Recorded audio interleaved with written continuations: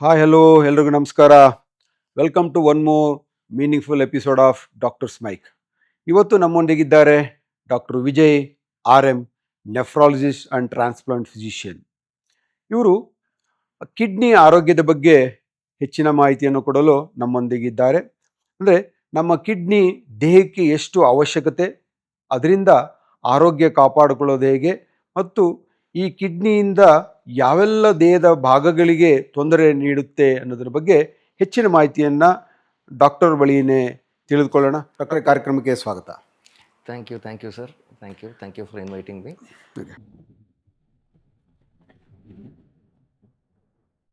ಡಾಕ್ಟ್ರೆ, ಈ ಕಿಡ್ನಿ ಅಂದ್ರೆ ಏನು? ನಮ್ಮ ದೇಹಕ್ಕೆ ಕಿಡ್ನಿ ಎಷ್ಟು ಅವಶ್ಯಕತೆ? ನಮ್ಮ ದೇಹದಲ್ಲಿ ಸಾಮಾನ್ಯವಾಗಿ 2 ಕಿಡ್ನಿ ಇರ್ತದೆ. ಅದು ಒಂದೊಂದು ಕಿಡ್ನಿ ನಮ್ಮ ತಂಬು ಎಷ್ಟಿರ್ತದೋ ಆ ಸೈಜ್ ಇರುತ್ತೆ. ಕಿಡ್ನಿ ಎಷ್ಟು ಮುಖ್ಯ ಅಂತ ಹೇಳಿದ್ರೆ ನಮ್ಮ ಶರೀರದಲ್ಲಿ ನಾವು ಏನೇ ತಿಂದಾಗೂ ಬಾಡಿಲಿ ಮೆಟಬಾಲಿಸಮ್ ಆಗ್ತದೆ. ಮೆಟಬಾಲಿಸಮ್ ಆದಾಗ ಅದರಿಂದ ವೇಸ್ಟ್ ಪ್ರಾಡಕ್ಟ್ಸ್ ಕೂಡ ಪ್ರೊಡ್ಯೂಸ್ ಆಗ್ತದೆ. ಅದ್ರ ಜೊತೆಗೆ ನಾವು ನೀರು ಕೂಡ ಕುಡಿತಿರ್ತೀವಿ.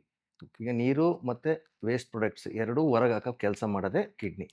ಅದು ಹೊರಗೆ ನಾವು ಯೂರಿನ್ ಅಂತ ಕರಿತೀವಿ. Urine is nothing but water plus waste products. So kidney ಮುಖ್ಯವಾಗಿ ಏನಂತ ಹೇಳಿದ್ರೆ ನಮ್ಮ ಅದರಲ್ಲಿ ಶರೀರದಲ್ಲಿ ಇರೋ ರಕ್ತನ ಶುದ್ಧಪಡಿಸ್ತದೆ.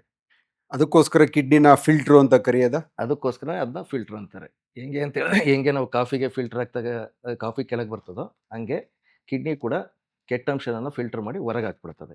ಡಾಕ್ಟ್ರೆ, ಒಂದು ಕಿಡ್ನಿ, 2 ಕಿಡ್ನಿ ಅಂತಿದೆ. ಕೆಲವರು ಒಂದು ಕಿಡ್ನಿನ ಕೂಡ ಬದುಕ್ತಾರೆ.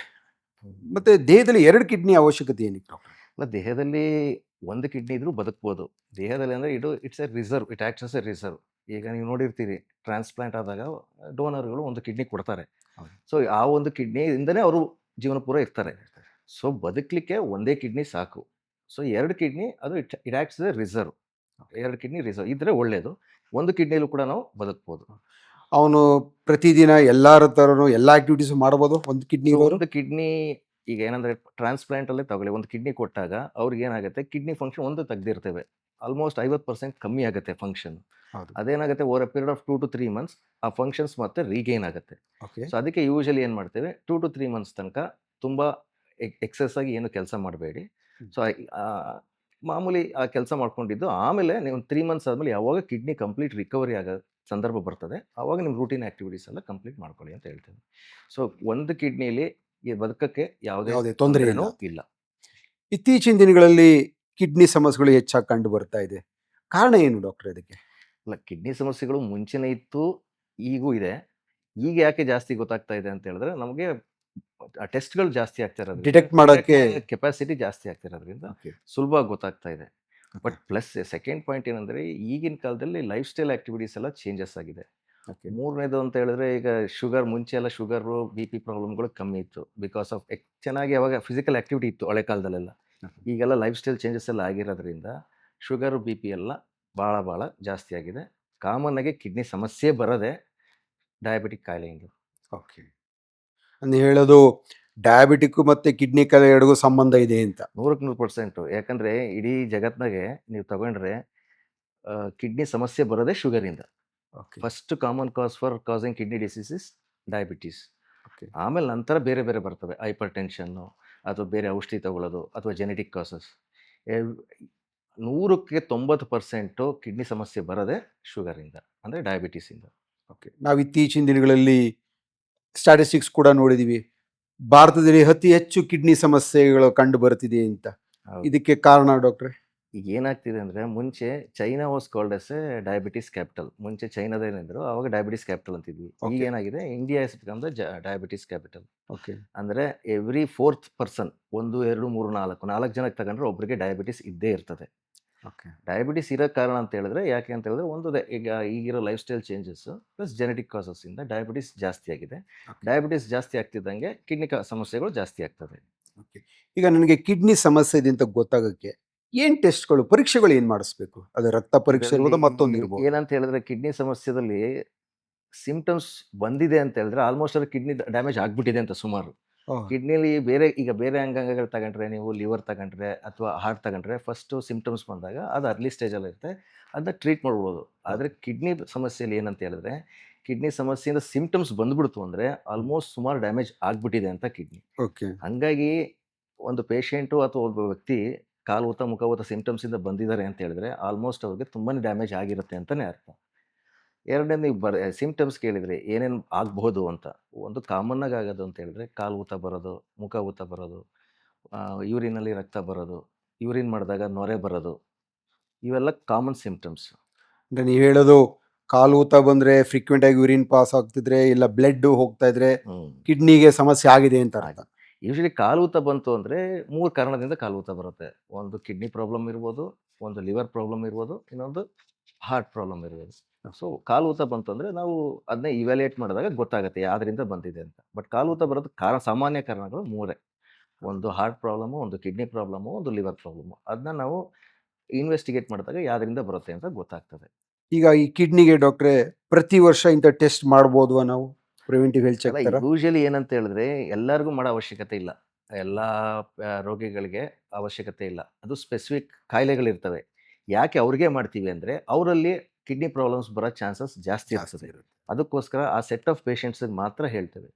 ಯಾರು ಅಂದರೆ ಲಾಂಗ್ ಸ್ಟ್ಯಾಂಡಿಂಗ್ ಡಯಾಬಿಟಿಸ್, ತುಂಬ ವರ್ಷದಿಂದ ಶುಗರ್ ಇದ್ದವ್ರಿಗೆ, ತುಂಬ ವರ್ಷದಿಂದ ಬಿ ಪಿ ಇದ್ದವ್ರಿಗೆ, ಅಥವಾ family history of kidney disease ಇದೆ ಅಂದರೆ ಅವ್ರ ಫ್ಯಾಮಿಲಿಯಲ್ಲಿ ಯಾರಿಗಾದ್ರೂ ಕಿಡ್ನಿ ಸಮಸ್ಯೆ ಇದೆ ಅಂತ ಹೇಳಿದ್ರೆ ಅಂಥ ಪೇಷಂಟ್ಸ್ಗಳಿಗೆ ಮಾತ್ರ ನಾವು ರೆಗ್ಯುಲರಾಗಿ ಚೆಕಪ್ ಮಾಡಿಸ್ಕೊಳ್ಳಿ ಅಂತ ಹೇಳ್ತೇವೆ. ಯಾಕಂದರೆ ಅವರಲ್ಲಿ ಕಿಡ್ನಿ ಪ್ರಾಬ್ಲಮ್ ಬರೋ ಸಾಧ್ಯತೆ ಜಾಸ್ತಿ. ಈಗ ಡಾಕ್ಟ್ರೆ ಈ ಕಿಡ್ನಿ ಪರೀಕ್ಷೆ ಮಾಡಿದಾಗ ಕ್ರಿಯೇಟಿನ್ ಲೆವೆಲ್ ಅಂತ ಹೇಳ್ತೀವಿ ಒಂದು ಬ್ಲಡ್ ಟೆಸ್ಟ್ ಅಲ್ಲಿ, ಅದು ಏನು ಡಾಕ್ಟ್ರೆ? ಯೂಶಲಿ ನಾವು ಈಗ ಜ್ವರ ಬಂದಿದೆಯಲ್ಲ ಅಂತ ಹೆಂಗೆ ಗೊತ್ತಾಗುತ್ತೆ? ಥರ್ಮಾಮೀಟ್ರ್ ಇಟ್ಟು ನೋಡ್ತೀವಿ, ಜ್ವರ ಇದೆಯಲ್ಲ ಅಂತ ಗೊತ್ತಾಗುತ್ತೆ. ಅದೇ ಥರ ನಾವು ಕಿಡ್ನಿ ಕೆಲಸ ಮಾಡ್ತಾ ಇದೆಯಲ್ಲ ಅಂತ ಗೊತ್ತಾಗೋಕ್ಕೆ ಸಾಮಾನ್ಯವಾಗಿ 2 ಟೆಸ್ಟ್ ಮಾಡೋದು. ಒಂದು ರಕ್ತದಲ್ಲಿ ಸೀರಮ್ ಕ್ರಿಯೇಟಿನ್ ಅಂತ ಒಂದು ಪರೀಕ್ಷೆ ಮಾಡ್ತೇವೆ. 2ರಲ್ಲಿ ಯೂರಿನಲ್ಲಿ ಒಂದು ಪ್ರೋಟೀನ್ ಲೀಕ್ ಆಗ್ತಾ ಇದೆಯಲ್ಲ ನೋಡ್ತೀವಿ. ಇದು ಬೇಸಿಕ್ ಸ್ಕ್ರೀನಿಂಗ್ ಟೆಸ್ಟ್. ಯಾವುದೇ ಪೇಷಂಟ್ ಬಂದರೂ ಕೂಡ ನಾವು ಮಾಡೋದಿದೆ. ಫಸ್ಟ್ ಏನು ಮಾಡ್ತೇವೆ, ಕ್ರಿಯೇಟಿನ್ ನೋಡ್ತೇವೆ. 2ನೇದು ಯೂರಿನ್ ಅಲ್ಲಿರೋ ಪ್ರೋಟೀನ್ ನೋಡ್ತೀವಿ.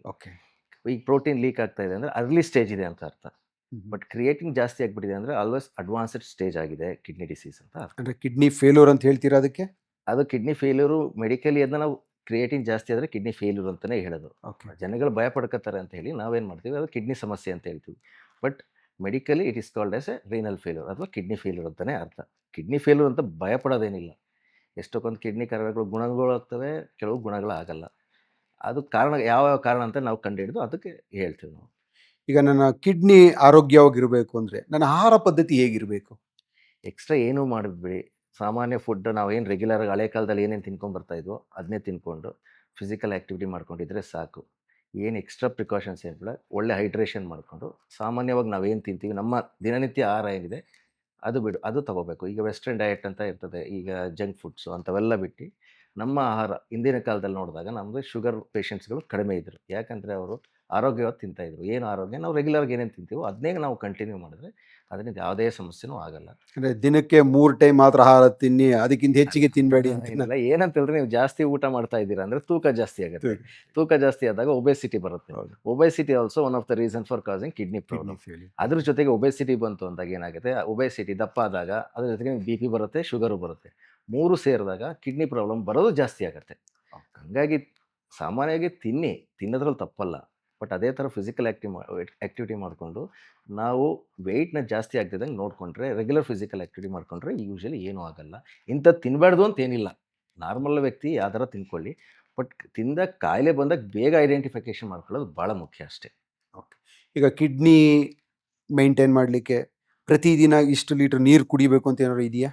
ಸಾಮಾನ್ಯವಾಗಿ ಏನು ಅಂತ ಹೇಳ್ತಾರೆ ಅಂದರೆ 3 to 4 ಲೀಟರ್ಸ್ ಕುಡಿಬೇಕು ಅಂತ ಹೇಳ್ತಾರೆ. ಅದು ಏನಂದರೆ ನಮಗೆ ಹೆಂಗೆ ಜನಗಳಿಗೆ ನಾವು ನೀರು ಕುಡಿಯೋದು ಸಾಕಾಗ್ತಾ ಇದೆಯಲ್ಲ ಅಂತ ಏನು ಗೊತ್ತಾಗುತ್ತೆ ಅಂತ ಹೇಳಿದ್ರೆ, ನಾರ್ಮಲಾಗಿ ಯೂರಿನ್ ವೈಟ್ ಇದೆ ಅಂತ ಹೇಳಿದ್ರೆ ನೀವು ತಗೊಳ್ತೀರಾ ನೀರು ಸಾಕಾಗ್ತಾ ಇದೆ ಅಂತ.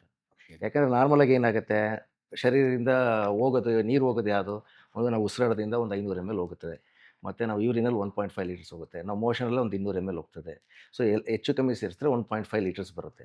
ನೀವು ಅರೌಂಡ್ 2 ಲೀಟರ್ಸ್ ಈ ಲಾಜಿಕ್ ಮೇಲೆ ನಾವು 2 to 3 ಲೀಟರ್ಸ್ ಹೇಳೋದು. ಇದರಿಂದ ಹೊರಗೆ ಹೋಗ್ತಿರೋದ್ರಿಂದ ಒಂದು 500 ml ಎಕ್ಸ್ಟ್ರಾ ತಗೊಂಡಾಗ ನಿಮ್ಗೆ ಯಾವುದೇ ಥರ ಸಮಸ್ಯೆ ಆಗಲ್ಲ.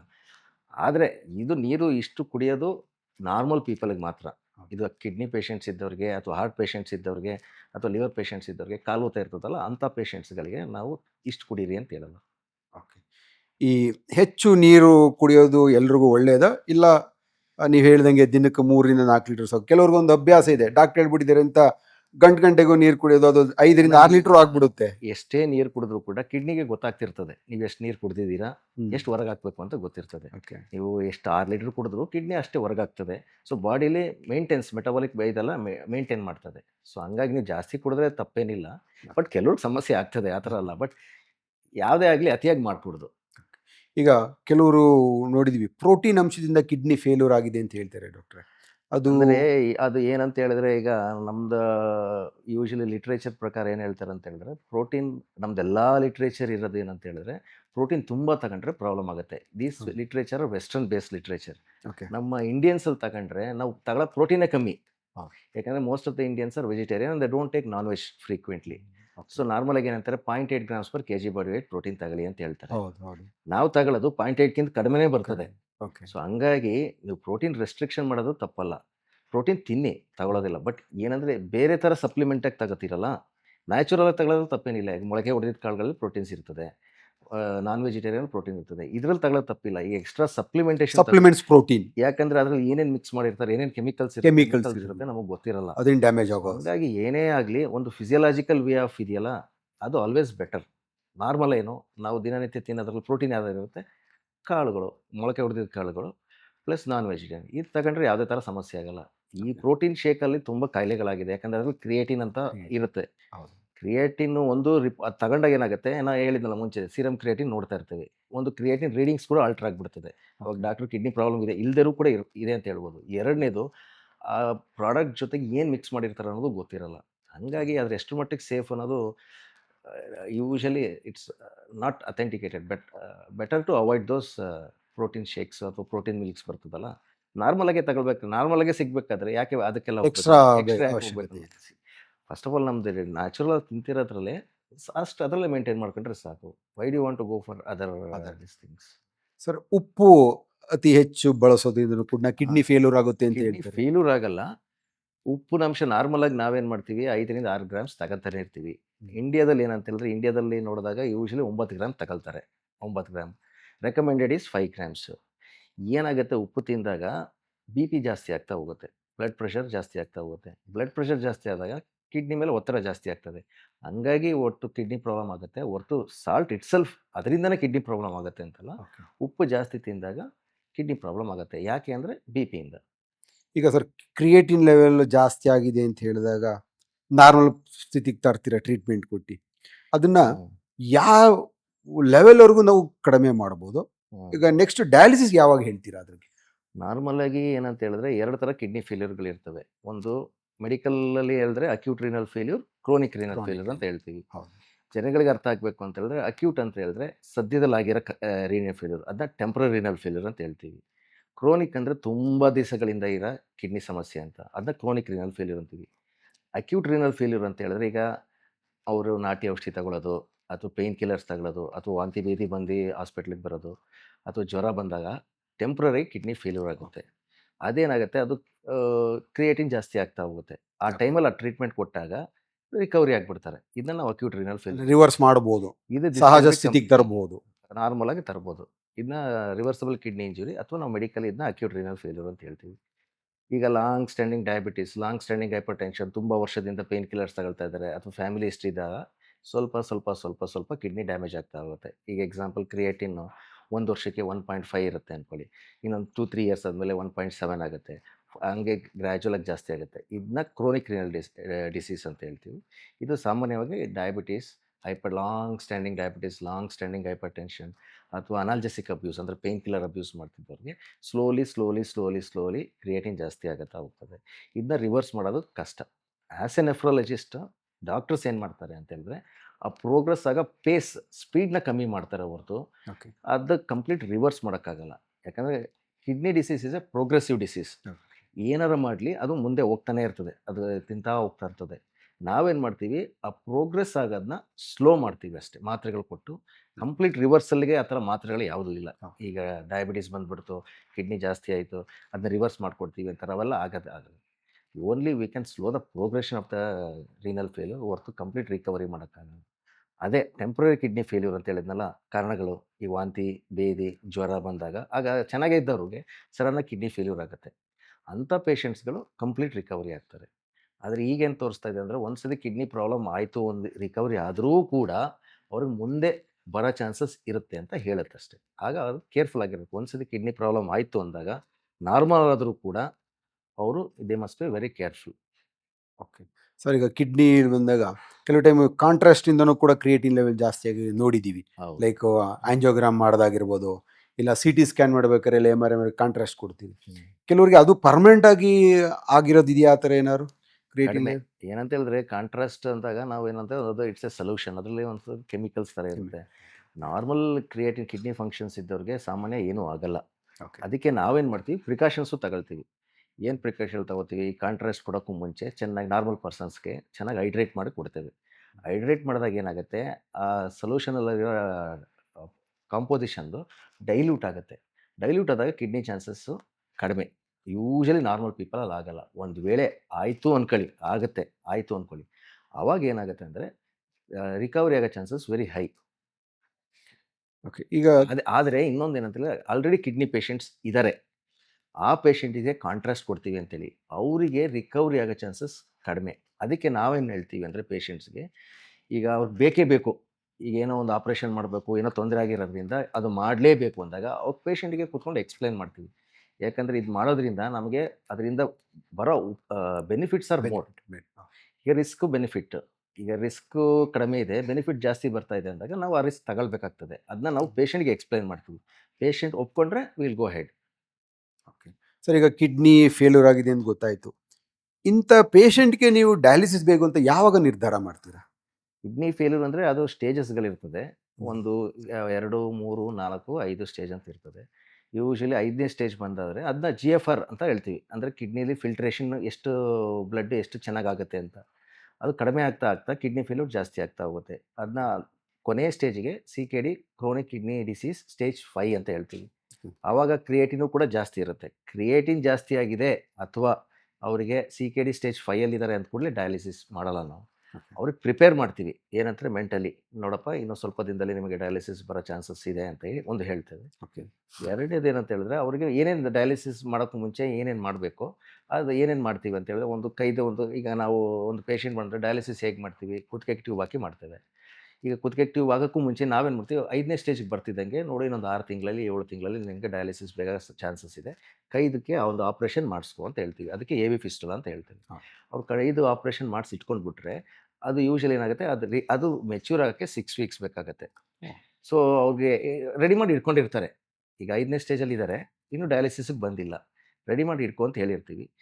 ಯಾವಾಗ ಅವ್ರು ಡಯಾಲಿಸಿಸ್ ಬರ್ತೋ ಅವರು ಕೈದಲ್ಲೇ ಡಯಾಲಿಸಿಸ್ ಮಾಡಿಸ್ಕೋತಾರೆ. ಒಂದು ವೇಳೆ ಮಾಡಿಸ್ಕೊಂಡಿಲ್ಲ ಅಂದ್ಕೊಳ್ಳಿ, ಅವ್ರಿಗೇನು ಮಾಡ್ತೀವಿ, ಆ ಡಯಾಲಿಸಿಸ್ ಮಾಡೋ ಸ್ಟೇಜ್ ಬಂದಾಗ ಕುತ್ತಿಗೆ ಟ್ಯೂಬ್ ಹಾಕ್ತೀವಿ. ಕುತ್ತಿಗೆ ಟ್ಯೂಬ್ ಡಯಾಲಿಸಿಸ್ ಆಗಿ ಮತ್ತೆ ಈ ಆಪ್ರೇಷನ್ ಮಾಡೋಕ್ಕೆ ಹೋಗ್ತೀವಿ. ಸೊ ಯಾವುದು ಬೆಟರ್, 5ನೇ ಸ್ಟೇಜ್ಗಳಲ್ಲಿ ಬಂದ ಕೂಡಲೇ ಕೈದು ಆಪ್ರೇಷನ್ ಮಾಡಿಸ್ಕೊಂಡು AV ಫಿಸ್ಟುಲಾ ಆಪ್ರೇಷನ್ ಮಾಡಿಸ್ಕೊಂಡು ಡಯಾಲಿಸಿಸ್ ಬಂದಾಗ ಮಾಡಿಸ್ಕೊಳ್ಳೋದು ಒಳ್ಳೆಯದು. ಓಕೆ ಸರ್, ಈಗ ನೀವು ಡಯಾಲಿಸಿಸ್ ಬಗ್ಗೆ ಹೇಳ್ತೀರಿ. ಈ ಡಯಾಲಿಸಿಲಿ ಎಷ್ಟು ಥರ ಡಯಾಲಿಸಿಸ್ ಇದೆ ಸರ್? ನಾರ್ಮಲಾಗಿ 2 ಥರ ಇದೆ. ಒಂದು ರಕ್ತದ ಡಯಾಲಿಸಿಸ್ ಅಂತೀವಿ, ಅದು ಹಿಮೋಡಯಾಲಿಸಿಸ್. ಇನ್ನೊಂದು ಪೆರಿಟೋನಿಯಲ್ ಡಯಾಲಿಸಿಸ್, ಅಂದರೆ ಹೊಟ್ಟೆಗೆ ಟ್ಯೂಬ್ ಹಾಕಿ ಡಯಾಲಿಸಿಸ್ ಮಾಡ್ತಾರೆ. ಓಕೆ ಎರಡೂರಲ್ಲೂ ಎಫಿಷಿಯನ್ಸಿ ಬೋತ್ ಆರ್ ಸೇಮ್, ಆ ಥರ ಏನಿಲ್ಲ. ಅಂದರೆ ಪ್ಲಸ್ ಪಾಯಿಂಟು ನೆಗೆಟಿವ್ ಪಾಯಿಂಟು ಬರ್ತದೆ. ಓಕೆ ಈಗ ಏನಂತ ಹೇಳಿದ್ರೆ, ಈಗ ಪೆರಿಟೋನಿಯಲ್ ಡಯಾಲಿಸಿಸ್ ಹೊಟ್ಟೆಯಲ್ಲೇ ಇರ್ತಾರೆ, ಎಲ್ಲೋ ಪೇಷಂಟ್ ಮಡಿಕೇರಲ್ಲಿ ಇದ್ದಾರೆ ಅಂದ್ಕೊಳ್ಳಿ, ಅವ್ರಿಗೆ ಬಂದು ಇಲ್ಲಿ ರೆಗ್ಯುಲರ್ ವಾರಕ್ಕೆ 3 ಸತಿ 4 ಸತಿ ಮಾಡಿಸ್ಕೊಳ್ಳಿಕ್ಕಾಗಲ್ಲ ಡಯಾಲಿಸಿಸ್. ಅವ್ರಿಗೇನು ಮಾಡ್ತೀವಿ, ಇಲ್ಲಿಗೆ ಪೆರಿಟೋನಿಯಲ್ ಹಾಕೊಂಡು ನೀವು ಮನೇಲೇ ಮಾಡ್ಕೊಳ್ಳಿ ಅಂತ ಹೇಳ್ತೇವೆ. ಓ ಈಗ ಮನೆ ಇಲ್ಲೇ ಇದ್ದಾರೆ, ಮೈಸೂರಲ್ಲೇ ಇದ್ದಾರೆ ಅಂದ್ಕೊಳ್ಳಿ, ಆವಾಗ ಏನು ಮಾಡ್ತೀವಿ, ವಾರಕ್ಕೆ 3 ಸತಿ ಬರೋಕ್ಕೆ ಅವಾಗ ಪ್ರಾಬ್ಲಮ್ಮೇ ಇಲ್ಲ, ಬಂದು ಈ ಥರ ಮಾಡಿಸ್ಕೊಳ್ಳಿ. ಬಟ್ ಎರಡೂ ಈಕ್ವಲ್, ಬೆನಿಫಿಟ್ ಎರಡೂ ಒಂದೇ ಇದೆ. Efficiency wise benefit wise both are same. Okay ಅದೇನಾಗುತ್ತೆ, ಎಲ್ಲೆಲ್ಲ ಅವಕಾಶದ ಮೇಲೆ ಹೋಗ್ತದೆ. ಓಕೆ ಈಗ ಏನಾಗಿದೆ, ದೊಡ್ಡ ದೊಡ್ಡ ಬಿಸ್ನೆಸ್ ಮ್ಯಾನ್ಗಳು ಇರ್ತಾರೆ, ಅವ್ರು ಬಂದು 4 ಅವರ್ಸ್ 5 ಅವರ್ಸ್ ಕೂಡ್ಲಿಕ್ಕಾಗಲ್ಲ, ಅವರವರೇ ಬಿಸ್ನೆಸ್ ಆಫೀಸಲ್ಲಿ ಅವರೊಂದು ರೂಮ್ ತೊಗೊಂಡು ಅಲ್ಲೇ ಡಯಾಲಿಸಿಸ್ ಮಾಡ್ಕೊಳ್ತಾರೆ. So efficiency wise same, but situation ಮೇಲೆ ಡಿಪೆಂಡ್ ಆಗುತ್ತೆ, ಅವರ ಇದು. ಬಟ್ 2 ಆಪ್ಷನ್ನು ಕೊಡ್ತೇವೆ, but most of them prefer haemodialysis. So ಈಗ ನಾವು ಸಾಧಾರಣ ಕಿಡ್ನಿಲಿ ಕಲ್ಲಿದೆ ಅಂದರೆ ಸ್ಟೋನ್ ಇದೆ ಅಂತ ಹೇಳ್ತೀವಿ. ಎಷ್ಟು MM ನೀವು ಹಾಗೇನೆ ಕಿಡ್ನಿ ಯೂರಿನ್ ಮುಖಾಂತರ ಕಳಿಸ್ಬೋದು? ನಾರ್ಮಲ್ ಆಗಿ ಯೂಶಲಿ 6 ಮಿಲಿಮೀಟ್ರು, ಯಾಕಂದರೆ ಯೂರಿನ್ ಹೋಗೋ ಪೈಪು ಯೂಶಲಿ 6 ಮಿಲಿಮೀಟರ್ಗಿಂತ ಕಡಿಮೆ ಇರ್ತದೆ. ಓಕೆ. ಸೊ ನಿಮ್ಗೆ 6 ಮಿಲಿಮೀಟರ್ ತನಕ ಸ್ಟೋನ್ ಇದೆ ಅಂದರೆ 90% ಹೋಗೋ ಚಾನ್ಸಸ್ ಇರ್ತದೆ. ಹೌದು. ಕೆಲವು ಸತಿ ಏನಾಗುತ್ತೆ 6 ಮಿಲಿಮೀಟರ್ ಇದ್ರೂ ಕೂಡ ಅದೆಲ್ಲೋ ಒಂದು ಕಡೆ ಒಂದು ಸ್ಟ್ರಕ್ ಆಗಿಬಿಡುತ್ತೆ. ಈಗ ಬ್ಲ್ಯಾಡರ್ ಅಂತ ಹೇಳ್ತೀವಿ, ಅಲ್ಲಿ ಬಂದು ಸ್ಟ್ರಕ್ ಆಗುತ್ತೆ. ಹ್ಮ್. ಆವಾಗ ತೆಗಿಬೇಕಾಗತ್ತೆ. ಬರೀ 6 ಮಿಲಿಮೀಟರ್ ಇದೆ ಅಂತ ಹೇಳಿದ್ರೆ ತೆಗಿಬೇಕಾ ಆಪರೇಷನ್ ಮಾಡೋ ಅವಶ್ಯಕತೆ ಇಲ್ಲ. ಓಕೆ. ಅದು ಬಂದು ಯಾವಾಗ ಸ್ಟ್ರಕ್ ಆಗುತ್ತೆ ಅಥವಾ ಅದು ತುಂಬಾನೇ ಪೇಯ್ನ್ ಕೊಡ್ತಾ ಇದೆ ಅಥವಾ ಅದರಿಂದ ಅವ್ರಿಗೆ ಇನ್ಫೆಕ್ಷನ್ ಆಗ್ತಾ ಇದೆ ಅಥವಾ ಅದರಿಂದ ಕಿಡ್ನಿ ಪ್ರಾಬ್ಲಮ್ ಆಗ್ತಾ ಇದೆ ಅಂದರೆ ತೆಗಿತೀವಿ. ಹೊರತು ಇಲ್ಲಾಂದರೆ ಏನೂ ಇಲ್ಲ ಅಂದರೆ ಹಂಗೆ 6 ಮಿಲಿಮೀಟರ್ ಅಂತ ಕಮ್ಮಿ ಇದೆ ಅಂತ ಹೇಳಿದ್ರೆ ಒಂದು 2-3 ವೀಕ್ಸ್ ಬಿಟ್ಕೊಂಡು ಬಾರಪ್ಪ ಅಂತ ಹೇಳ್ತೇವೆ. ಅದಕ್ಕೆ ಏನೂ ಮಾಡ್ಲಿಕ್ಕೆ ಹೋಗಲ್ಲ. Unless it is that stone is causing problem. 7, 8, 9 ಇದೆ ಅಥವಾ ಅದು ಮೇಲೇ ಇದೆ ಅಥವಾ ಕಿಡ್ನಿಲೇ ಇದೆ ಅಂದರೆ ಅವಾಗ ಮಾಡಬೇಕಾಗುತ್ತೆ. ಕಾರಣ ಏನು ಸರ್ ಕಿಡ್ನಿಲಿ ಸ್ಟೋನ್ ಫಾರ್ಮ್ ಆಗೋಕ್ಕೆ? ನಾರ್ಮಲಾಗಿ ಏನಂತ ಹೇಳಿದ್ರೆ ಒಂದು ಪ್ರೋಟೀನ್ ಇಂಟೇಕ್ ಜಾಸ್ತಿ, ತುಂಬಾ ಪ್ರೋಟೀನ್ ತಗೊಳ್ಳೋದು. ಎರಡನೇದು ಕಾಮನ್ ಆಗಿ ಅಂತ ಹೇಳಿದ್ರೆ ನೀರು ಕುಡಿದೇನೆ ಇರೋದು. ಅಂದರೆ ಯೂಶಲಿ ಸ್ಟೋನ್ಸ್ ಎಲ್ಲಿ ಫಾರ್ಮ್ ಆಗುತ್ತೆ ಅಂದರೆ ಕಾನ್ಸಂಟ್ರೇಟೆಡ್ ಯೂರಿನ್. ಕಾನ್ಸಂಟ್ರೇಟಿವ್. ಯಾವಾಗ ಅವ್ರು ನೀರು ಕುಡಿಯಲ್ವೋ ಅದು ಪ್ಲಸ್ ಪ್ರೋಟೀನ್ಸ್ ಜಾಸ್ತಿ ಇರುತ್ತೋ ಅವ್ರಲ್ಲಿ ಆಗುತ್ತೆ. ಇನ್ನೊಂದು ಜೆನೆಟಿಕ್ ಕಾಸಸ್ ಇರುತ್ತೆ. ಫ್ಯಾಮಿಲಿ ಹಿಸ್ಟ್ರಿ ಇದೆ ಅಂತ ಹೇಳಿದ್ರೆ ಅವರಲ್ಲೂ ಸ್ಟೋನ್ ಆಗ್ತದೆ. ಓ, ಇದಕ್ಕೆ ಜೆನೆಟಿಕ್ ಇದೆಯಾ? ಆಮೇಲೆ ಒಂದ್ಸತಿ ನಿಮಗೆ ಸ್ಟೋನ್ ಬಂತು ಅಂದರೂ ಕೂಡ ಓಕೆ. ಮತ್ತೆ 30-40% ರಿಕರೆನ್ಸ್ ಆಗೋ ಚಾನ್ಸಸ್ ಇದೆ. ಓಕೆ. ಜೆನೆಟಿಕ್ ಕಾಸಸ್ ಇದೆ. ಸರ್, ಜನಗಳಲ್ಲಿ ಒಂದು ಕಾನ್ಸೆಪ್ಟ್ ಇದೆ, ಕಿಡ್ನಿ ಸ್ಟೋನ್ ಇದೆ ಕಣ ಅಂದ್ರೆ ಬಿಯರ್ ಕುಡಿ ಹೋಗುತ್ತೆ ಅಂತಾರೆ. ಇದು ಎಷ್ಟು ಸತ್ಯ ಸರ್? ಏನಂತ ಹೇಳಿದ್ರೆ ಹಳೆ ಕಾಲದಲ್ಲಿ ಏನು ಮಾಡ್ತಾ ಇದ್ರು, ಕಿಡ್ನಿ ಸ್ಟೋನ್ ಇದೆ ಅಂದ್ರೆ ಹೈಡ್ರೇಷನ್ ಥೆರಪಿ ಅಂತ ಹೇಳ್ತಾ ಇದ್ರು. ಅಂದ್ರೆ ನೋವು ಬಂತ ಐ ವಿ ಫ್ಲೂಯಿಡ್ಸ್ ಕೊಡಿ. ಐ ವಿ ಫ್ಲೂಯಿಡ್ಸ್ ಕೊಡಿದಾಗ ಫ್ಲಶ್ ಔಟ್ ಆಗುತ್ತೆ. ಹೌದು. ಈಗ ಬಿಯರ್ ಏನಂತ ಹೇಳಿದ್ರೆ ಆಸ್ಮೋಟಿಕ್ ಅಂದರೆ ಅದು ಕಾನ್ಸಂಟ್ರೇಟೆಡ್ ಇಂದ ನೀವು ಕುಡಿದಾಗ ಏನಾಗುತ್ತೆ, ಅದು ಯೂರಿನ್ನ ಚೆನ್ನಾಗಿ ಪಾಸ್ ಮಾಡ್ತದೆ. ತುಂಬ ಯೂರಿನ್ ಬರ್ತದಲ್ಲ, ಅದರಿಂದ ಹೊರಗೆ ಬರುತ್ತೆ ಅಂತ ಒಂದು ಕಾನ್ಸೆಪ್ಟ್ ಅಷ್ಟೇ. ಅದು ಅದು ಮೆಡಿಕಲಿ ಆಕ್ಸೆಪ್ಟೆಡ್ ಅಂತಲ್ಲ, ಅದು ಜನರಲ್ ಟರ್ಮಿನಾಲಜಿ. ಅಲ್ಲ, ಅದು ಸತ್ಯನಾ? ಅಲ್ಲ, ಬೇಸಿಕ್ ಕಾನ್ಸೆಪ್ಟ್ ಏನಂದ್ರೆ ಬಿಯರ್ ಕುಡಿದಾಗ ನೀವು ತುಂಬಾ ಯೂರಿನ್ ಪಾಸ್ ಮಾಡ್ತೀರಿ. ಆ ಪಾಸ್ ಮಾಡ್ಬೇಕಾದ್ರೆ ಏನಾಗುತ್ತೆ, ಒಂದು ಇದು ಸ್ಟೋನ್, ಸಣ್ಣ ಸ್ಟೋನ್ ಇದ್ರೆ ಹೋಗೋ ಚಾನ್ಸಸ್ ಇರುತ್ತೆ. ಬಟ್ ಮೆಡಿಕಲಿ ನಾವೇನು ರೆಕಮೆಂಡ್ ಮಾಡಲ್ಲ ಅದು. ಓಕೆ. ಆಮೇಲೆ ಈ ಮನೆ ಮದ್ದು ಆಯುರ್ವೇದದಲ್ಲೂ ಹೇಳ್ತಾರೆ ಸ್ಟೋನ್ ನಾವು ಹೋಗಿಸ್ತೀವಿ ಅಂತ. ಅದು ನಮ್ಮ ಅಲೋಪತಿಲಿ ಒಪ್ಕೊಳ್ತೀವ ಅದನ್ನ? ಇಲ್ಲ, ನಾವು ಮೆಡಿಕಲಿ ನಾವು ಅದನ್ನ ಒಪ್ಕೊಳ್ಳೋಕ್ಕಾಗೋದಿಲ್ಲ. ಯಾಕಂದರೆ ನಾವು ಕಲ್ತು ಬಂದಿರೋದೇ ಬೇರೆ ಥರ. ಸೊ ಹಂಗಾಗಿ ಏನಂತ ಹೇಳಿದ್ರೆ ನಾವು ಸ್ಟೋನ್ ಕರಗಿಸೋದು ಅದೆಲ್ಲ ನಾವು ಒಪ್ಕೊಳ್ಳೋದಿಲ್ಲ. ನಮ್ಮದೇ ಬೇರೆ ಅವ್ರದ್ರಲ್ಲಿ ಇರ್ಬೋದೋ ನನಗೆ ಗೊತ್ತಿಲ್ಲ. ಬಟ್ ನಾವು ಅದನ್ನ ಒಪ್ಕೊಳ್ಳೋದಿಲ್ಲ. ಸ್ಟೋನ್ನ ನಾವು ನಮ್ಮದೇ ಆದ ಮೆಡಿಕಲ್ ಲೈನ್ ಆಫ್ ಮ್ಯಾನೇಜ್ಮೆಂಟಲ್ಲಿ ಟ್ರೀಟ್ ಮಾಡ್ತೀವಿ. ಈಗ ನಾವು ಜಿಡ್ಯಾಟ್ರಿಕ್ ಪೇಷಂಟ್ ಅಂತೀವಿ, ಜಿಡ್ಯಾಟ್ರಿಕ್ ಅಂತ ಏಜ್ ಅಂತ ಹೇಳ್ತೀವಿ. ಅದು ಅಂದರೆ ನಮ್ಮ ಪ್ರಕಾರ 60-65 ವಯಸ್ಸು ದಾಟಿದ್ರೆ ವೃದ್ಧರು ಅಂತ ಹೇಳ್ತೀವಿ. ಅವರಲ್ಲಿ ಹೆಚ್ಚು ಕಿಡ್ನಿ ಸಮಸ್ಯೆ ಕಂಡು ಬರ್ತಾ ಇದೆ. ಕಾರಣ ಏನು ಸರ್ ಅದಕ್ಕೆ? ಅಲ್ಲ, ನಾರ್ಮಲಾಗಿ ಏನಾಗುತ್ತೆ ಅಂದರೆ ಒಬ್ಬ ವ್ಯಕ್ತಿ 40 ವರ್ಷ ಆಗ್ತಿದ್ದಂಗೆ ಅವ್ರ ಕಿಡ್ನಿ ಫಂಕ್ಷನ್ಸು ಸ್ವಲ್ಪ ವರ್ಷ ಕಡಿಮೆ ಆಗ್ತಾ ಹೋಗ್ತದೆ. ಓಕೆ. ಸೊ ಕಡಿಮೆ ಆದಾಗ ಏನಾಗುತ್ತೆ, ಅದ್ರ ಮೇಲೆ ಒತ್ತಡ ಬಿತ್ತು ಅಂದರೆ ಅವಾಗ ಅವ್ರಿಗೆ ಬೇಗ ತೊಂದರೆ ಜಾಸ್ತಿ ಆಗುತ್ತೆ ಅಷ್ಟೇ. ಅದರಲ್ಲಿ ಏನಂದ್ರೆ ಈಗ ಆಫ್ಟರ್ 40 ಇಯರ್ಸ್ ನಾವು GFR ಅಂತ ಹೇಳ್ತೀವಿ. ಅದು ಅರೌಂಡ್ 126 ml/minute ಇರುತ್ತೆ. 40 ವರ್ಷ ಆದಮೇಲೆ ಪ್ರತಿ ವರ್ಷ 1 ml ಕಮ್ಮಿ ಆಗ್ತಾ ಹೋಗುತ್ತೆ. ಅಂದರೆ ಫಿಲ್ಟ್ರೇಷನ್ ರೇಟ್ ಕಮ್ಮಿ ಆಗ್ತಾ ಹೋಗ್ತದೆ. ಸೊ ಅವ್ರಿಗೆ ಕಿಡ್ನಿ ಪ್ರಾಬ್ಲಮ್ ಆಲ್ರೆಡಿ ಫಿಲ್ಟ್ರೇಷನ್ ಕಮ್ಮಿ ಇರೋದ್ರಿಂದ ಅದ್ರ ಮೇಲೆ ಬೇರೆ ಕಾಯಿಲೆ ಇದೆ ಅಂದರೆ ಅವರಿಗೆ ಕಿಡ್ನಿ ಪ್ರಾಬ್ಲಮ್ ಬರೋ ಚಾನ್ಸಸ್ ಜಾಸ್ತಿ ಇರ್ತದೆ ಅಷ್ಟೇ. ಈ ಕಿಡ್ನಿನ ಕಾಪಾಡಬೇಕು ಅಂದ್ರೆ ನೀವೇನು ಸಲಹೆ ಕೊಡ್ತೀರಾ, ಸಜೆಷನ್ ಸರ್? ಪ್ರಾಪರಾಗಿ ಏನಿಲ್ಲ, ನಿಮಗೆ ಕಾಯಿಲೆ ಇದೆಯಾ, ಫಸ್ಟ್ ಕಿಡ್ನಿ ಪ್ರಾಬ್ಲಮ್ ಯಾಕಾಗತ್ತೆ ಅಂತ ತಿಳ್ಕೊಬೇಕು. ಕಾಮನ್ ಆಗಿ ಯಾಕಾಗತ್ತೆ, ಡಯಾಬಿಟಿಸ್, ಹೈಪರ್ ಟೆನ್ಷನ್. ಫಸ್ಟ್ ಅದು ಸ್ಕ್ರೀನ್ ಮಾಡಿಸ್ಕೊಳ್ಳಿ, ಕಾಯಿಲೆ ಇದೆಯಾ ನೋಡ್ಕೊಳ್ಳಿ, ಅಥವಾ ಫ್ಯಾಮಿಲಿ ಹಿಸ್ಟ್ರಿ ಇದೆಯಾ ನೋಡ್ಕೊಳ್ಳಿ. ಈ ಥರ ಪೇಷಂಟ್ಸ್ಗಳಲ್ಲಿ ಈಗ ಫ್ಯಾಮಿಲಿ ಹಿಸ್ಟ್ರಿ ಇದೆ, ಡಯಾಬಿಟಿಸ್ ಇದೆ, ಹೈಪರ್ ಟೆನ್ಷನ್ ಇದೆ ಅಂದರೆ ನಾರ್ಮಲಾಗಿ 3 to 4 months ಒಂದ್ಸರಿ ಕ್ರಿಯಾಟಿನ್ ಮಾಡಿಸ್ಕೊಳ್ಳಿ, ಯೂರಿನ್ ರೂಟೀನ್ ಮಾಡಿಸ್ಕೊಳ್ಳಿ ಅಂತ ಹೇಳ್ತೀವಿ. ಒಂದು 2 to 3 times ಆದಮೇಲೆ ಏನೂ ಇಲ್ಲ ಅಂದರೆ ಇಯರ್ಲಿ ಒನ್ಸ್ ಮಾಡಿಸ್ಕೊಳ್ಳಿ ಅಂತ ಹೇಳ್ತೀವಿ ಅಷ್ಟೇ. ಅದು ಚೆನ್ನಾಗಿ ಹೈಡ್ರೇಷನ್ ಮಾಡಿ, ಏನು ತೊಂದರೆ ಇಲ್ಲದೇದವ್ರಿಗೆ ಚೆನ್ನಾಗಿ ಹೈಡ್ರೇಷನ್ ಮಾಡಿಕೊಂಡು, ರಿಸ್ಕ್ ಫ್ಯಾಕ್ಟರ್ ಇದ್ದವ್ರಿಗೆ ರೆಗ್ಯುಲರ್ ಫಾಲೋಅಪಲ್ಲಿ ಇರಿ. ಅಂದರೆ ಎವ್ರಿ 3 months ಮಾಡಿಸ್ಕೊಳ್ಳಿ, ನಾರ್ಮಲ್ ಬಂತ ಎವ್ರಿ ಇಯರ್ ಒಂದ್ಸತಿ ಮಾಡಿಸ್ಕೊಳ್ತಾ ಇರಿ ಅಂತ ಹೇಳ್ತೀವಿ. ಅದು ಬಿಟ್ಟರೆ ಬೇರೆ ಏನು ಆ ಥರ ಕ್ಲಿಯರ್ ಕಟ್ಟಾಗಿ ಬರ್ದೇದಂಗೆ ನೋಡ್ಕೊಳ್ಳೋಂಥ ಏನೂ ಇಲ್ಲ ಸರ್. As a nephrologist and transplant surgeon, ಕಿಡ್ನಿನ ದಾನ ಮಾಡಿ 2 ರೀತಿಲಿ ನಾವು ಟ್ರಾನ್ಸ್ಪ್ಲಾಂಟ್ ಮಾಡ್ತೀವಿ. ಒಂದು ಒಬ್ಬರಿಂದ ಒಬ್ಬರು ಕುಟುಂಬದವ್ರು ದಾನ ಮಾಡೋದು, ಇನ್ನೊಂದು ರೋಡ್ ಟ್ರಾಫಿಕ್ ಆಕ್ಸಿಡೆಂಟಲ್ಲಿ ಆರ್ಗನ್ ಡೊನೇಷನ್ ಅಂತ ಮಾಡೋವಂಥ ಇದನ್ನು. ಈ ಎರಡಕ್ಕೂ ಹೇಗೆ ಭಿನ್ನವಾಗಿರುತ್ತೆ ಸರ್? ಏನಿಲ್ಲ, ಇಲ್ಲಿ ಏನಂತ ಹೇಳಿದ್ರೆ ಈಗ ರಿಲೇಷನ್ ಅವ್ರು ಕೊಡ್ತಾರೆ ಸ್ವಂತ, ಅದು ಫಸ್ಟ್ ಡಿಗ್ರಿ ರಿಲೇಟಿವ್ಸ್, ಎಲ್ಲರೂ ಕೊಡ್ಲಿಕ್ಕಾಗಲ್ಲ. ಹೌದು. ಫಸ್ಟ್ ಡಿಗ್ರಿ ರಿಲೇಟಿವ್ಸ್ ಕೊಡ್ತಾರೆ. ಅದರಲ್ಲಿ ಯಾರು ಫಸ್ಟ್ ಡಿಗ್ರಿ ರಿಲೇಟಿವ್ಸ್ ಅಂದ್ರೆ ಏನು, ಈಗ ಒಂದು ಪೇಷಂಟ್ ಇದ್ದಾರೆ ಅಂದರೆ ಅವರ ಅಪ್ಪ, ಅಮ್ಮ, ವೈಫು ಅಥವಾ ಸ್ಪೌಸ್ ಆ ಕಡೆ ಇರೋರು, ಮಕ್ಕಳು ಅಥವಾ ತಾತ, ಇವ್ರನ್ನ ಫಸ್ಟ್ ಡಿಗ್ರಿ ರಿಲೇಟಿವ್ಸ್ ಅಂತ ಹೇಳ್ತೀವಿ. ಇವ್ರು ಕೊಟ್ಟರೆ ಏನು ಪ್ಲಸ್ ಪಾಯಿಂಟ್ ಅಂತ ಹೇಳಿದ್ರೆ, ಒಂದು ಬ್ಲಡ್ ಗ್ರೂಪ್ ಮ್ಯಾಚ್ ಆಗೋ ಚಾನ್ಸಸ್ ಜಾಸ್ತಿ ಇರುತ್ತೆ, ಸೇಮ್ ಫ್ಯಾಮಿಲಿ ಇರೋದ್ರಿಂದ. So rejection rates are very less. ಎರಡನೇದು ಲೀಗಲಿ ಏನೋ 2 to 3 months ಇದು ಲೀಗಲ್ಲಾಗಿ ಅಕ್ಸೆಪ್ಟೆಡ್ ಗೌರ್ಮೆಂಟು. ಈಗೇನಾಗುತ್ತೆ, ಸ್ವಂತ ರಿಲೇಷನವೇ ಕೊಟ್ಟಾಗ ಏನಾಗುತ್ತೆ, ಅದು ಪ್ರೋಸೆಸ್ ಬೇಗ ಆಗುತ್ತೆ. ಈಗ ಲೀಗಲ್ ಫಾರ್ಮಾಲಿಟೀಸ್ ಬೇಕು. ಫಾರ್ಮಾಲಿಟೀಸ್ ಬೇಕಾಗುತ್ತೆ. ಅದೇ ಕೆಡಾವರಲ್ಲಿ ಏನಾಗುತ್ತೆ, ವೇಟಿಂಗ್ ಪೀರಿಯಡ್, ಈಗ ಹೋಗಿ ರಿಜಿಸ್ಟರ್ ಮಾಡಿಸ್ತೀರಾ, ಈಗ ಡಯಾಲಿಸಿಸ್ ಮಾಡಿಸ್ತಾ ಇರ್ತಾರೆ ಒಂದು ಪೇಷಂಟು, ಅವ್ರು ಹೋಗಿ ನೀವು ರಿಜಿಸ್ಟರ್ ಮಾಡಿಸಿದಾಗ ಒಂದು ರ್ಯಾಂಕ್ ಕೊಡ್ತಾರೆ. ಅವ್ರು ಆಲ್ರೆಡಿ ವೇಟಿಂಗ್ ಲಿಸ್ಟೇ ಈಗ 3 to 4 ಇಯರ್ಸ್ ಮಿನಿಮಮ್ ನಾನು ಹೇಳ್ತಾ ಇರೋದು. ಅಂದರೆ 3 ವರ್ಷದಲ್ಲಿ ಎಷ್ಟೋ ಜನ ಪೇಷಂಟ್ಸು ಇರೋದೇ ಇಲ್ಲ. ಸೊ ವೇಟಿಂಗ್ ಲಿಸ್ಟ್ ಜಾಸ್ತಿ ಇರುತ್ತೆ. ಸೊ ಬಟ್ ಏನಂದರೆ ಈಗ ಆಲ್ಮೋಸ್ಟ್ 3 to 4 ಇಯರ್ಸಿಂದ ಕೆಲವರ ಕಿಡ್ನಿ ಪ್ರೋಗ್ರಾಮ್ ಇಂಪ್ರೂವ್ಮೆಂಟ್ ಆಗಿದೆ. ಈಗ ಸ್ವಲ್ಪ ಬೇಗ ಸಿಗೋ ಸಾಧ್ಯತೆಗಳಿದೆ. ಸೊ ಇನ್ನೊಂದು ಡಯಾಲಿಸಿಸ್ ಮಾಡಿಸ್ಕೋತಿರೋರ ಬಗ್ಗೆ ಕೇಳಬೇಕು ಅಂದರೆ, ಒಬ್ಬ ಮನುಷ್ಯನಿಗೆ ಇವತ್ತು ಡಯಾಲಿಸಿಸ್ ಆಗಿದೆ ಅಂದರೆ ಮುಂದೆ ಎಷ್ಟು ವರ್ಷಗಳು ಅವನು ಜೀವಾವಧಿಯಾಗಿ ಬದುಕ್ಬೋದು ಸರ್? ಮುಂಚೆ ಏನಾಗ್ತಿತ್ತು ಅಂದರೆ ವಾಟರ್ ಕ್ವಾಲಿಟಿ ಅಷ್ಟು ಚೆನ್ನಾಗಿರಲಿಲ್ಲ. ಅಂದರೆ ಡಯಾಲಿಸಿಸ್ ಮಾಡ್ಬೇಕಾದ್ರೆ ನಾವು ವಾಟರ್ ಯೂಸ್ ಮಾಡ್ತೀವಿ. ಹೌದು. ಸೊ ವಾಟರ್ ಕ್ವಾಲಿಟಿ ಚೆನ್ನಾಗಿರಲಿಲ್ಲ. ಅವಾಗ ಏನಾಗ್ತಿತ್ತು, 6 ತಿಂಗಳು 1 ವರ್ಷ ಅಷ್ಟೊತ್ತಿಗೆ ಪ್ರಾಬ್ಲಮ್ ಆಗ್ತಾಯಿತ್ತು. ಬಟ್ ಈಗೆಲ್ಲ ಟೆಕ್ನಾಲಜಿ ಬಂದು ವಾಟರ್ ಪ್ಯೂರಿಫಿಕೇಷನ್ ಸಿಸ್ಟಮ್ ಎಲ್ಲ ಚೆನ್ನಾಗಿರೋದ್ರಿಂದ ನಾನು ನೋಡಿರೋ ಮಟ್ಟಿಗೆ 8 to 10 ಇಯರ್ಸು ಸಾಮಾನ್ಯ ಏನೂ ಆಗೋದಿಲ್ಲ. ನಾನು ಓದ್ತಿರ್ಬೇಕಾದ್ರೆ ನಾನು ನೋಡೋದು ಒಂದು ಪೇಷಂಟ್ 20 ಇಯರ್ಸ್ ತನಕ ಈ ವಾಸ್ ಆನ್ ಡಯಾಲಿಸಿಸ್. ಸೊ ಈಗಿರೋ ಸಿಚುವೇಷನ್ಸಲ್ಲಿ dialysis is a good thing. ಅಂದರೆ ಎಲ್ಲ ಇಂಪ್ರೂವ್ಮೆಂಟ್ ಆಗಿದೆ, ಚೆನ್ನಾಗಿ ಪ್ಯೂರಿಫಿಕೇಷನ್ ಆಗಿರೋದ್ರಿಂದ ವಾಟ್ರದ್ದು. ಸೊ 10 ಇಯರ್ಸ್ ಅಂತ ಹೇಳಿದ್ರೆ ಬರೀ ಇದರಿಂದ ಅಂತಲ್ಲ, ಜೊತೆಗೆ ಅವರು ಡಿಸಿಪ್ಲಿನ್ ಆಗಿ ಲೈಫ್ ಲೈನ್ ಕೂಡ ಹಾ. ಚೆನ್ನಾಗಿರ್ಬೇಕು. ಈಗ ಏನಂದರೆ ಅವರು ಕರೆಕ್ಟಾಗಿ ರೆಗ್ಯುಲರ್ ಡಯಾಲಿಸಿಸ್ ಬರಬೇಕು, ಆಮೇಲೆ ಪಥ್ಯದಲ್ಲಿ ಇರಬೇಕು, ಆಹಾರ ಪದ್ಧತಿ. ಪದ್ಧತಿ ಅದು ಮೇಂಟೈನ್ ಮಾಡ್ಕೊಂಡ್ರೆ ಯೂಶಲಿ ಸಾಮಾನ್ಯ ಆಗಿಲ್ಲ. ಮೋಸ್ಟ್ ಆಫ್ ದ ಟೈಮ್ ಏನಾಗುತ್ತೆ, ನಮ್ಮ ಇಂಡಿಯಾದಲ್ಲಿ ಏನಾಗಿದೆ, ವೆಸ್ಟರ್ನ್ ಕಂಟ್ರೀಸಲ್ಲೆಲ್ಲ ಎವ್ರಿಥಿಂಗ್ ಈಸ್ ಇನ್ಶೂರೆನ್ಸ್ ಬೇಸ್ಡ್. ನಮ್ಮಲ್ಲಿ ಡಯಾಲಿಸಿಸ್ ಎಲ್ಲ you have to pay cash, ಅಂದರೆ you have to pay from your pocket. So ಎಷ್ಟು ಜನಕ್ಕೆ ಈಗ ಒಂದು ಡಯಾಲಿಸಿಸ್ಗೆ 1,000 ರೂಪಾಯಿ ಆಗುತ್ತೆ. ಅಂದರೆ ಒಂದು ತಿಂಗಳಿಗೆ ಅಪ್ರಾಕ್ಸಿಮೇಟಾಗಿ 25,000 ರೂಪಾಯಿ ಖರ್ಚು ಬರ್ತದೆ. 25,000 ಖರ್ಚು ಬರ್ತದೆ ಅಂದರೆ ಅವ್ನು ಎಷ್ಟು ದುಡಿದಿರಬೇಕು. ಸೊ ಹಂಗಾಗಿ ಏನು ಮಾಡ್ತಾರೆ, ನಮ್ಮ ಪೇಷಂಟ್ಸ್ಗಳು ಒಂದೊಂದು ಸ್ಕಿಪ್ ಮಾಡಿಬಿಡ್ತಾರೆ, ದುಡ್ಡು ಸಾಕಾಗೋದಿಲ್ಲ, ಸ್ಕಿಪ್ ಮಾಡ್ತಾರೆ, ಕಾಂಪ್ಲಿಕೇಶನ್ಸ್ ಆಗಿ ಬರ್ತದೆ. ಸೊ ಈ ಥರ ಸಿಚುಯೇಷನ್ಸ್ಗಳಿದೆ. ಬಟ್ ನಾರ್ಮಲಾಗಿ ನೀವು ಡಯಾಲಿಸಿಸ್ ರೆಗ್ಯುಲರಾಗಿ ಮಾಡಿಸ್ಕೊಂಡು ನೀವು ಕರೆಕ್ಟಾಗಿ ಪಥ್ಯದಲ್ಲಿ ಇಟ್ಕೊಂಡು BP ಶುಗರ್ ಎಲ್ಲ ಕಂಟ್ರೋಲ್ ಇಟ್ಕೊಂಡಿದ್ರೆ ಸಾಮಾನ್ಯವಾಗಿ ಏನೂ ಆಗಲ್ಲ. ಸರ್, ಈಗ ಕಿಡ್ನಿಗೆ ಟೀ ಒಳ್ಳೇದಾ ಕಾಫಿ ಒಳ್ಳೇದಾ?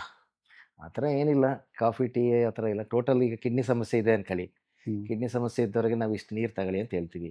ನೀರು ನೀವು ಯಾವ ರೀತಿನಾರ ತಗೊಳ್ಳಿ, ಮಜ್ಜಿಗೆನಾರ ತಗೊಳ್ಳಿ, ಮೊಸರಾರ ತಗೊಳ್ಳಿ, ಕಾಫಿನಾರ ತಗೊಳ್ಳಿ, ನೀರಾರ ತಗೊಳ್ಳಿ, ಸಾಂಬಾರಾರ ತಗೊಳ್ಳಿ, 1 to 1.5 ಲೀಟ್ರ್ ಅಷ್ಟರಲ್ಲಿ ತಗೊಳ್ಳಿ ಅಂತ. ಟೀಯಲ್ಲಿ ಏನಂತ ಹೇಳಿದ್ರೆ ಸ್ವಲ್ಪ ಪೊಟ್ಯಾಷಿಯಂ ಅಂಶ ಜಾಸ್ತಿ ಇರ್ತದೆ ಅಷ್ಟೇ, ಕಾಫಿ ಕಂಪೇರ್ ಮಾಡ್ಕೊಂಡ್ರೆ. ಸೊ ಹಂಗಾಗಿ ಟೀನ ಜಾಸ್ತಿ ಕುಡಿಬೇಡಿ ಅಂತ ಹೇಳ್ತೀವಿ, ಅವಾಯ್ಡ್ ಮಾಡಿ. ಅವಾಯ್ಡ್. ಯಾಕಂದರೆ ನಾವು ತಿನ್ನೋ ಎಲ್ಲ ಆಹಾರಗಳಲ್ಲೂ ಪೊಟ್ಯಾಷಿಯಂ ಇರ್ತದೆ. ಯಾವುದು ಪೊಟ್ಯಾಷಿಯಂ ಜಾಸ್ತಿ ಇದೆಯೋ ಅದನ್ನ ಸ್ವಲ್ಪ ಕಮ್ಮಿ ತಗೊಳ್ಳಿ ಅಂತ ಹೇಳ್ತೀವಿ. ಈ ಕಾಫಿ ಟೀ ತಗೊಂಡ್ರೆ ಟೀಯಲ್ಲಿ ಸ್ವಲ್ಪ ಟೀ ಎಲೆಗಳಲ್ಲಿ ಸ್ವಲ್ಪ ಪೊಟ್ಯಾಷಿಯಂ ಅಂಶ ಜಾಸ್ತಿ ಇರ್ತದೆ. ಸೊ ಅದರಿಂದ ನಾವು ನೋಡಿರೋ ಮಟ್ಟಿಗೆ ಯಾವುದೇ ಸಮಸ್ಯೆ ಆಗಲ್ಲ. ಈಗ ದಿನಕ್ಕೆ 2 ಸರಿ 3 ಸರಿ ತಗೋತೀರಾ ಅಂದ್ಕೊಳ್ಳಿ, ಯಾವುದೇ ಸಮಸ್ಯೆನೂ ಆಗಲ್ಲ. ನೀವು ಗಂಟೆಗೆ ಕುಡಿತೀರಾ ಅಂದ್ಕೊಳ್ಳಿ, ಅವಾಗ ಪ್ರಾಬ್ಲಮ್. ಯಾವುದೇ ಒಂದು ವಸ್ತುನ ಒಂದು ಪ್ರಪೋರ್ಷನಾಗಿ ಮಾಡಿದ್ರೆ ಯಾವುದೇ ಸಮಸ್ಯೆನೂ ಬರೋದಿಲ್ಲ. ಸೊ ಇತ್ತೀಚಿನ ಯಂಗ್ ಜನ್ರೇಷನ್ಸಲ್ಲಿ ಈ ಜಿಮ್ಗೆ ಹೋಗೋರು ಕೆಲವರೆಲ್ಲ ಈ ಸಪ್ಲಿಮೆಂಟ್ಸ್ ಅಂತ ತಗೊಳ್ತಾರೆ. ಮುಂಚೆನೇ ಹೇಳಿದಾಗೆ ಪ್ರೋಟೀನು, ಕ್ರಿಯೇಟಿನು ಅಂತೆಲ್ಲ. ನಮ್ಮ ವೀಕ್ಷಕರಿಗೆ ಇದ್ರ ಬಗ್ಗೆ ಒಂದು ವಿವರಣೆ, ಒಂದು ಎಚ್ಚರಿಕೆ ಒಂದು ಏನು? ಮುಂಚೆಯಿಂದನೂ ನಾವು ಅದೇ ಹೇಳ್ತಿರೋದು, ನಾರ್ಮಲ್ಲಾಗಿ ಏನೇನು ಸಿಗುತ್ತೋ, ನಾರ್ಮಲ್ಲಾಗಿ ಪ್ರೋಟೀನ್ ಎಲ್ಲಿ ಸಿಗುತ್ತೋ ಅದು ತೊಗೊಂಡ್ರೆ ಒಳ್ಳೆಯದು. ಈ additional supplements is not good. ಈ ಜಿಮ್ಮಲ್ಲಿ ಇನ್ಸ್ಟ್ರಕ್ಟರ್ಗಳು ಹೇಳ್ತಾರೆ ತಗೊಳ್ಳಿ, ಇದು ಯಾಕಂದರೆ ನಿಮ್ಗೆ ಮಸಲ್ ಬಿಲ್ಡಪ್ ಆಗಿ. ಹೌದು. ಸೊ ನಾವು we don't recommend any form of protein shake or this one extra supplements we don't recommend. Because ಏನಂತ ಹೇಳಿದ್ರೆ ಅದು ತಗೊಳ್ತಾರೆ, ಡೆವಲಪ್ ಆಗುತ್ತೆ, ಬಟ್ ಅದರಿಂದ ಕಾಂಪ್ಲಿಕೇಶನ್ ಆದರೆ ಅದರಿಂದ ಸಫರ್ ಮಾಡೋದಿದೆಯಲ್ಲ, ದಟ್ಸ್ ಎ ಯೂಸ್ ಥಿಂಗ್. ಆಮೇಲೆ ಗೊತ್ತಿಲ್ಲದ ವಿಷಯಕ್ಕೆ ಎಲ್ಲ ಯಾಕೆ ಹೋಗೋದು? ಈಗ ನಮಗೆ ಗೊತ್ತಿರೋದೇನು, ಪ್ರೋಟೀನ್ಸ್ ಯಾವ್ದ್ರಲ್ಲಿ ಜಾಸ್ತಿ ಇದೆ, ನಾನ್ ವೆಜ್ಜಲ್ಲಿ ನಮ್ಮ ಆಹಾರ ಪದ್ಧತಿಲೇ ಬದಲಾವಣೆಗಳು ಮಾಡ್ಕೋಬೇಕು ಇದೆ. ಸೊ ಅದಕ್ಕೆ ಹೋದರೆ ಒಳ್ಳೆಯದು. ಯಾವತ್ತೂ ಅಷ್ಟೇ, ಯಾವ್ದು ಫಿಸಿಯಾಲಜಿಕಲಿ ಸಿಗುತ್ತೋ ಅದೇ ಒಳ್ಳೆಯದು. Artificial things are not good. Okay. ಮತ್ತೊಂದು, ಕಿಡ್ನಿ ಫೇಲ್ಯೂರ್ಗೆ ಪೇನ್ ಕಿಲ್ಲರ್ ತಿಂದರೂ ಕೂಡ ಆಗುತ್ತೆ ಅಂತ ಹೇಳ್ತಾರೆ. ಯೂಶಲಿ ಏನಾಗುತ್ತೆ ಅಂತ ಹೇಳಿದ್ರೆ, ಪೇನ್ ಕಿಲ್ಲರ್ಸು 1-2 ನಾವು ಸುಮಾರು ಬರಿತೀವಿ, 1-2 ಆಗೋದಿಲ್ಲ. ಪೇನ್ ಕಿಲ್ಲರ್ಸು ರೆಗ್ಯುಲರ್ ಆಗಿ ಸುಮಾರು ವರ್ಷ ತಿಂಗಳಾನ್ಗಟ್ಲೆ ವರ್ಷಾನ್ಗಟ್ಲೆ ತೊಗೊಂಡಾಗ ಏನು ಮಾಡ್ತೀವಿ, 1-2 ದಿವಸ ತಗೊಳಪ್ಪ ಅಂತ ಹೇಳಿರ್ತೀವಿ. ಅವ್ರು ಏನು ಮಾಡ್ತಾರೆ, ಅದನ್ನೇ ನೋವು ಬಂದಾಗೆಲ್ಲ ತಗೊಳಕ್ಕೆ ಶುರು ಮಾಡ್ತಾರೆ. ಅದು ಅಭ್ಯಾಸ ಆಗ್ಬಿಡ್ತದೆ. ಅವ್ರು ತಗೊಳಕ್ಕೆ ಶುರು ಮಾಡ್ತಾರೆ. ಅದು ಸುಮಾರು ವರ್ಷ ತಗೊಂಡಾಗ ಅದು ಕಿಡ್ನಿ ಡ್ಯಾಮೇಜ್ ಮಾಡ್ತದೆ. ಅದಕ್ಕೆ ಪೇನ್ ಕಿಲ್ಲರ್ಸ್ ಇದೆಯಲ್ಲ, ಪೇನ್ ಕಿಲ್ಲರ್ಸ್ ಆ ಟೈಮು ಎಷ್ಟು ದಿನ ತಗೋಬೇಕು ಅಷ್ಟು. ಲಾಂಗ್ ಟರ್ಮ್ ಪೇನ್ ಕಿಲ್ಲರ್ಸ್ ತಗೊಂಡ್ರೆ definitely they will end up in problem. ಅದಕ್ಕೆ ನಾವು ಅನಾಲ್ಜೆಸಿಕ್ಸ್ ಅಂದರೆ painkiller, analgesic nephropathy. Painkillers ಇಂದಾಗ kidney problem. Sir, as a nephrologist ಜನರಿಗೆ ಒಂದು ಸಂದೇಶ ಏನು ಕೊಡ್ತೀವಿ? ಮೇಯ್ನಾಗಿ ಹೇಳೋದು ಏನಂತ ಹೇಳಿದ್ರೆ, ಈಗ ಕಿಡ್ನಿ ಸಮಸ್ಯೆ ಎಲ್ಲರಿಗೂ ಬರಲ್ಲ. ಕಿಡ್ನಿ ಸಮಸ್ಯೆ ಬರೋದು ಯಾರಿಗೆ? ಹೈ ರಿಸ್ಕ್ ಪೇಷಂಟ್ಸ್ಗಳಿಗೆ. ಹೈ ರಿಸ್ಕ್ ಯಾರು? Patients with diabetes and hypertension. So ನಿಮಗೆ ಯಾವುದಕ್ಕಾರ ಕಾರಣದಿಂದ ಶುಗರ್ ಬಿ ಪಿ ಇದೆ ಅಂತ ಹೇಳಿದರೆ ನೀವು ಎವ್ರಿ 3 ಮಂತ್ಸು ನಿಮ್ಮದು ಕ್ರಿಯಾಟಿನ್ ಮತ್ತು ಯೂರಿನ್ ಟೆಸ್ಟ್ ಮಾಡಿಸ್ಕೊಳ್ಳಿ. ಅದಾದ ಮೇಲೆ ನಿಮ್ಮ ಆಹಾರ ಪದ್ಧತಿಗಳಲ್ಲಿ ಮೇಯ್ನಾಗಿ ಶುಗರ್ ಬಿ ಪಿ ಕಂಟ್ರೋಲ್ ಇಟ್ಕೊಳ್ಳಿ. ರೆಗ್ಯುಲರ್ ಫಿಸಿಕಲ್ ಆ್ಯಕ್ಟಿವಿಟಿ ಇಟ್ಕೊಂಡ್ರೆ ಯಾವುದೇ ಕಾರಣಕ್ಕೂ ಸಮಸ್ಯೆ ಆಗಲ್ಲ. ರೆಗ್ಯುಲರ್ ಫುಡ್ ಹ್ಯಾಬಿಟ್ಸ್ ಆಮೇಲೆ regular follow up is very very important. ವೀಕ್ಷಕರೇ, ಇಷ್ಟೊತ್ತವರೆಗೂ doctor Vijay R M, nephrologist and transplant physician, ಅಂದರೆ ನಮ್ಮ ಕಿಡ್ನಿನ ಹೇಗೆ ಆರೋಗ್ಯವಾಗಿ ಇಟ್ಕೋಬೇಕು, ಅದು ಎಷ್ಟು ಅವಶ್ಯಕತೆ ದೇಹಕ್ಕಿಂತ ತಿಳಿಸ್ಪಡಿಸಿದರೆ ಅವರಿಗೆ ನಮ್ಮ ಡಾಕ್ಟರ್ ಸ್ಮೈಕ್ನ ಪರವಾಗಿ ಧನ್ಯವಾದಗಳು ಹೇಳ್ತೀವಿ. ಥ್ಯಾಂಕ್ ಯು ನಮಸ್ತೆ. ಸರ್. Thank you.